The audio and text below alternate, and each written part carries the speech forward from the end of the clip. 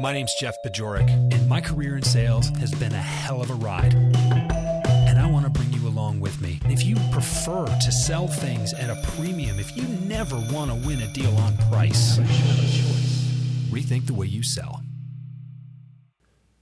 I know something you don't know, and you would probably like to know it because you'd be better off for knowing it. My name's Jeff Bajorek. I'm your host. This is the Rethink the Way You Sell podcast. And today I've got Anthony Iannarino on the show to talk about what being one up means. And Anthony's new book is called Elite Sales Strategies. And I believe it is really the blueprint for what professional selling looks like, particularly in a complex B2B environment. And quite frankly, it doesn't even need to be that complex. You just need to be perceived as the expert. You've heard me say this before. You need to be someone worth talking to with something worth talking about. You're going to hear me say that a lot because it's basically the essence of prospecting and selling. But I don't think anybody has gone so deep into this concept and so has been so articulate about it as Anthony. So really looking forward to sharing this conversation with you, and I'll see you on the other side of it. Anthony, really good to be with you. Thanks for being here this morning. You've got a new book out called Elite Sales Strategies. And I know between you and me, that's not what you originally wanted to call it. Yeah, that's true. But the concept that you introduce in this book is called one up, being one up. And that's kind of a confusing point for some people. And I'm going to encourage people to go buy the book because you explain it very thoroughly and very thoughtfully in the book. But what does it mean to prospect from a one-up position? You know, I've said for a while that, you know, you want to be someone worth talking to and have something worth talking about, but your concept takes that much deeper and is in a much more thorough manner. So let's start there. What's interesting is you were there when I gave the speech at Outbound, and I told Jeb and Victor and a number of other people, as soon as I introduced this concept, half of the room might run out. Like they might just go like, what is he talking about? It sounds like manipulation, or it sounds like something else. And fortunately, I had the Mount Everest story, which people find in the book, to explain that whenever there are two people talking, one of them is one up and the other one is one down, especially when it comes to something like sales or medicine. Like you go to the doctor, you hope they're one up. Like if they're not one up, you're in deep trouble, right? So you want to be one up, because what it means is I know something that you don't know. And that doesn't mean that you're not smart. It doesn't mean that you're not an aggressive business person. It doesn't mean that you're not good at your job. It doesn't mean any of those things. It means, and this is kind of a tough pill for people to accept, but you're mostly ignorant, and me too. So each of us doesn't know what we don't know. And because we don't know what we don't know, we need people who are one up to come in and say, let me give you my advice and my recommendations and my counsel. And what we're doing is we're transferring our knowledge and experience to them so that they're no longer one down about the decision that they might make for their business. Now they're looking at it through a lens that's shaped by somebody who's got way more experience selling what they're buying. So if I sell something every day, they buy it once every 7 to 10 years. Their assumptions are all wrong. They're not caught up with the reality, what's changed over that period of time. So you need a one-up salesperson. So how does this pertain to your prospecting? There's a couple of things, that variables that we don't talk a lot about when it gets to prospecting. And one of them is, how confident do you sound? And do I believe that you believe the words that just came out of your mouth? So like, if you don't believe the words that came out of your mouth, and I even hear like one little hedge, it's like, Jeff, I don't know, like maybe possibly, you know, we might be able to, like, that doesn't sound like you're really serious about this meeting that you're asking me for. You're hoping I say yes, but you're not commanding that I say yes. And so somebody in a one-up position is going to have very different approach and a very different language, because I know this, and I'm going to tell you what I've explained. Your obligation is to be one up for your client. That's your obligation. You have to serve them. You have to teach them. So that has to start with the very first conversation. And the very first conversation has to be, Jeff, I want to share with you these 4 trends that we think are going to have the biggest impact on your business over the next 12 to 18 months, maybe faster right now because of inflation and a couple other factors. And listen, even if there's not a next step for you or for me or for us together, I'm going to leave you with these insights because you are going to want to challenge your team to start thinking about how you're going to address some of the problems that we're going to have over that period of time. What do you look like Thursday for a 25-minute meeting? I'm going to leave you with the slide deck. If there's no next step, it's totally fine. I'm going to give you the deck and you can start working on it. You'll know how we think about these things. Mm-hmm. I mean, I'm going to sound like somebody who goes like, I'd like to know what they know. Mm-hmm. I'd like to know what they know. And you started this in this conversation. What are you going to talk about? What value does it create for them? Like, why are you calling if you're not in the one-up position? They don't need somebody to come in and say, my company is 155 years old. We have clients with these logos. We have this product or service. They already know what you do. They already know. That's not value creation for them. So you have to have some sort of a promise that says this person that says yes to this meeting will be better off at the end of this meeting, no matter what happens. And that's the promise that I think you should make. Like, no matter what happens, this will be a valuable use of your time. Because the only objection you ever get in prospecting, now I know you get like 14 versions of this. Right. There's send me some information. Call me next quarter. We don't have a budget right now, but maybe next year we will. And you get maybe a half a dozen. We're happy with our existing provider. We used you guys in the past. It didn't work out. Like, you're going to get a variation. All the person is really saying is, I believe this is a waste of my time. But then instead of saying like, Jeff, listen, you're a nice guy. I can tell that, but I think you're a total waste of my time, and I'm not going to spend any time with you because of that. People are too polite to say that. So they say, could you just mail me some information? If you don't sound like you're one up, if you don't sound like what you have is valuable to them, and it doesn't come through in your voice, your confidence, then they're going to be skeptical about whether or not they should take that meeting. Look, you know how to prospect. I know you know how to prospect, but something still gets in your way. As a matter of fact, I've identified 8 reasons that you and your team are not creating more sales opportunities. I put them together as a white paper to serve as a companion of this season of the Rethink the Way You Sell podcast. Go to jeffbajorek.com/8 reasons to download your copy and the self-assessment that is included in that white paper so you know where you can make maximal impact right away to improve your prospecting results. Now back to the show.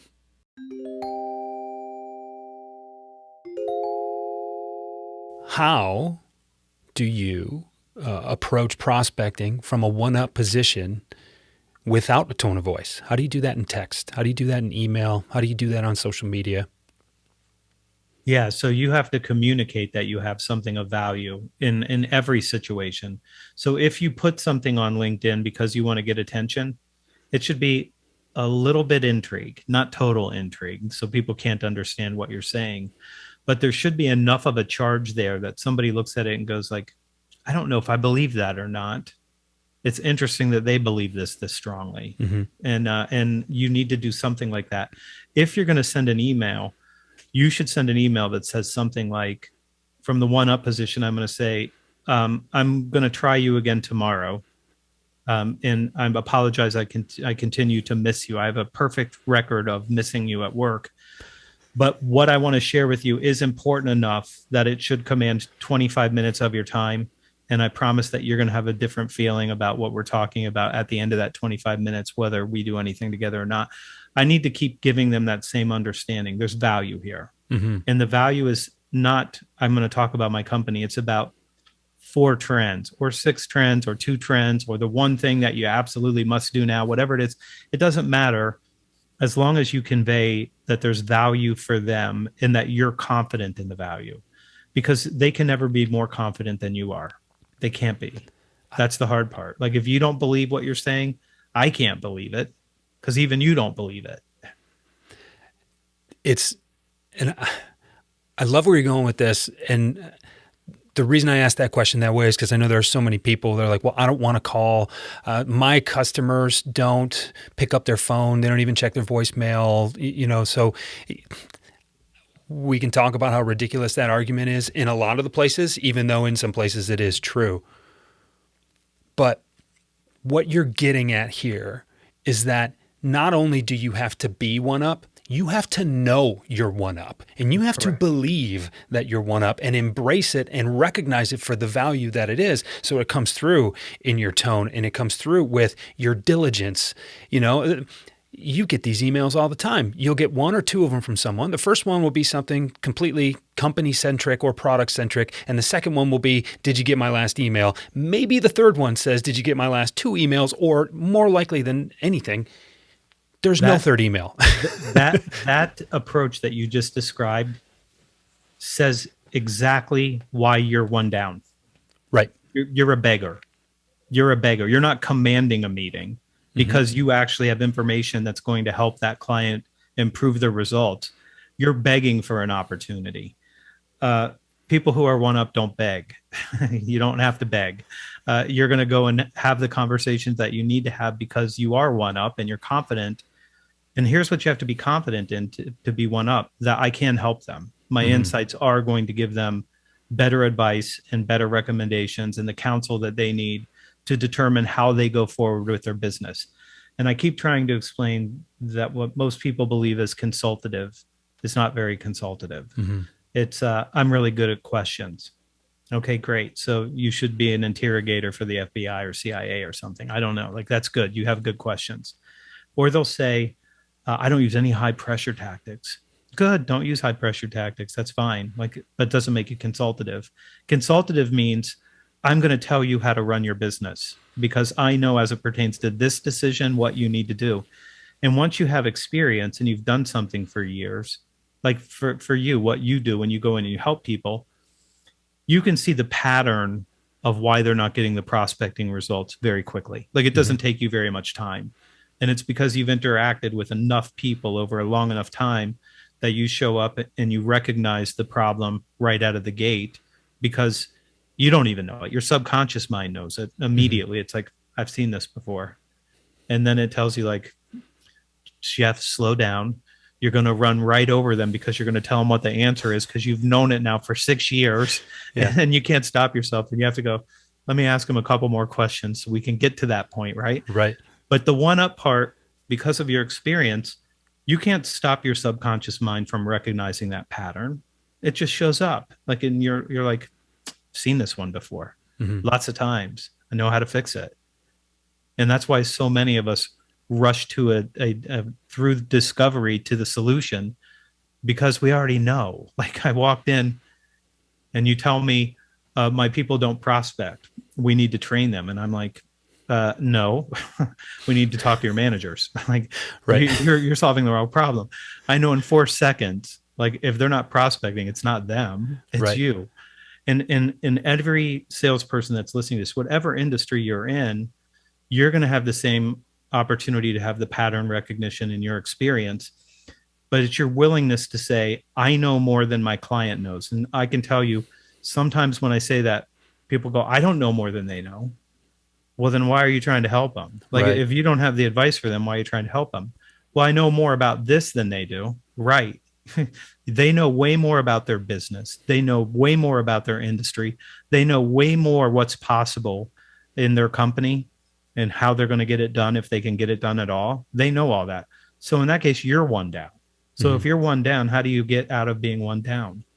Let the client educate you. So now you're not one down as it pertains to the conversation as well, because as we started, you're mostly one down. Like, if I ask you to describe for me how I can recognize the difference between a complex environment and chaos, you're going to be like, let's go back to prospecting.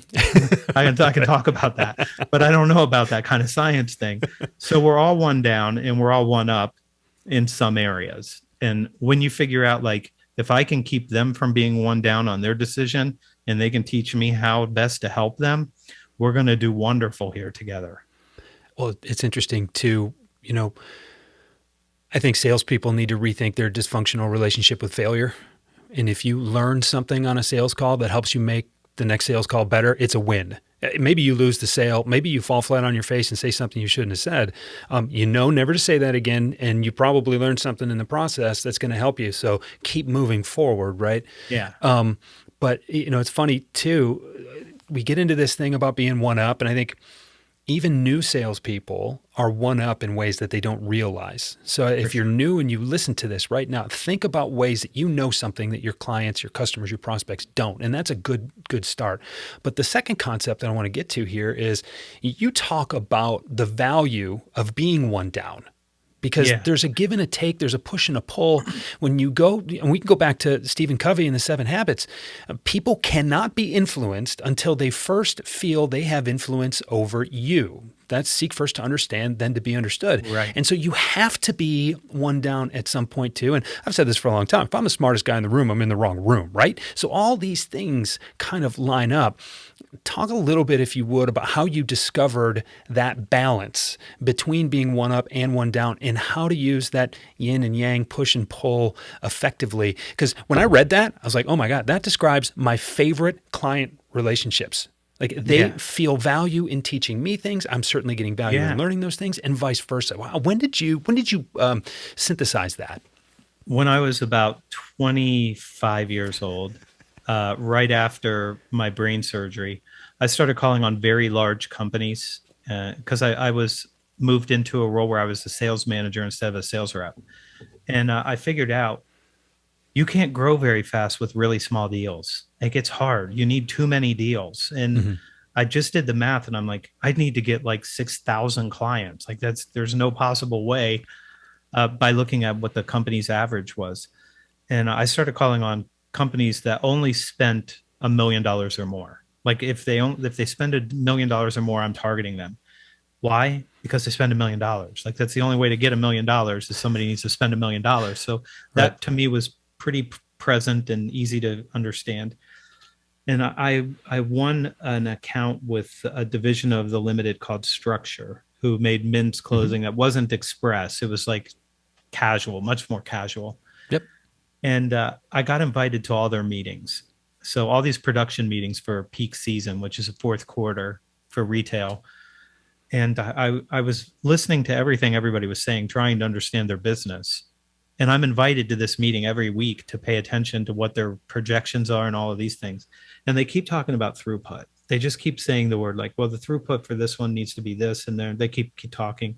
Now I get the general idea. It's like a pipe. How much stuff goes through the pipe? Okay, cool. I get that. I understand it. But they were doing math and I wasn't privy to the math. So leaving this meeting, Dallas Mulder was my contact.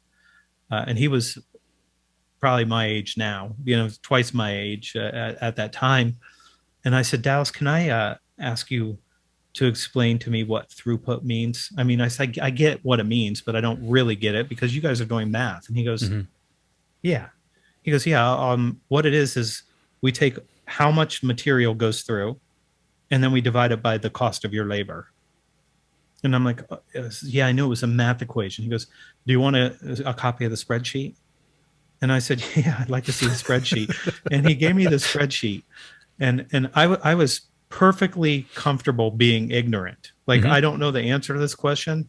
And I might be embarrassed for asking, but I'm asking because I don't understand how they're measuring me from week to week. And about, I don't know, 2 weeks later, I walked into another distribution center and I said, what do you guys' throughput numbers look like? And they're like, this dude knows throughput. Like he knows throughput already. And they're like, yeah. And they start talking. I have no idea what the rest of the conversation meant, but I made my point. I understand how you're trying to measure these things. And people invited me in because I started to know how to talk about their business. Now, I couldn't get that except for being invited to sit in rooms with people. And then asking someone to explain what just happened when I didn't understand it. I still do this. And it's many, many years since I talked to Dallas Mulder, but I'm willing to be educated by anyone. And the reason that I like books so much is because for $25 in 6 hours, I'm going to get your lifetime of experience for pennies on the hours that Sure. you did something. But if you're a salesperson and you don't know that you're one up and you want to be one up, go to people who are one up and say something like, Jeff, listen, I want to ask you for a favor. I want to listen in while you make calls to get meetings. And I'm going to make notes about this. And I want to ask you to just tell me, what were you trying to get done? And why did they say that? And why did you say what you did? So I could speed this up. And if you need me to do other notes for you, I'm happy to help you in some way. And just go ask somebody. And if you can go on calls with them, you're going to get the language and the strategies by watching. And I've always had in big meetings a scribe, one person who's responsible for writing all that stuff down, because when you're engaged with someone, you can't do it.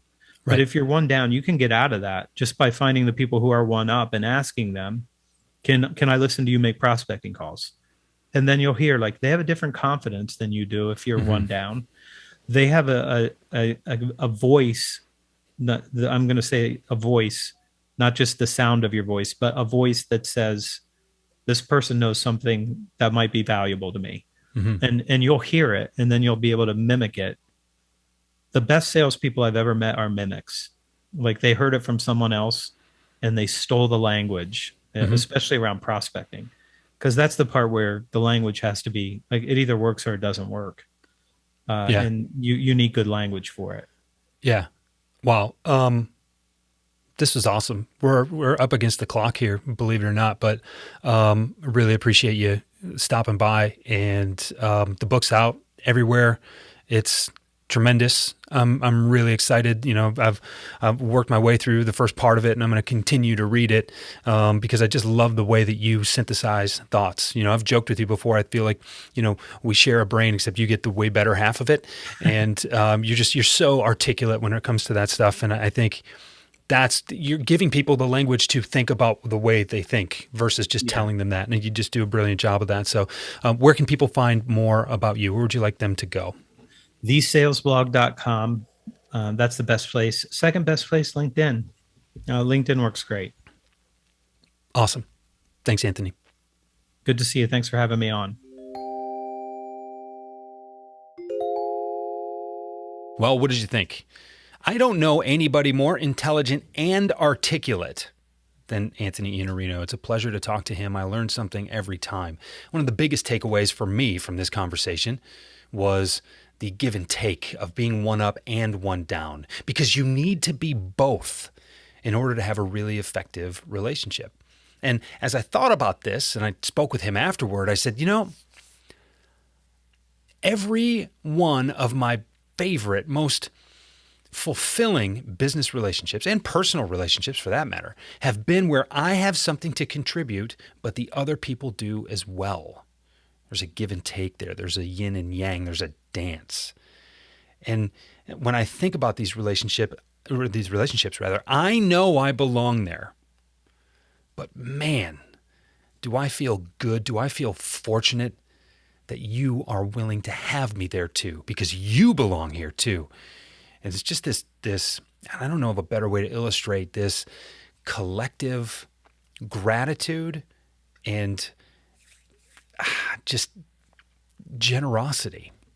It's really, really cool.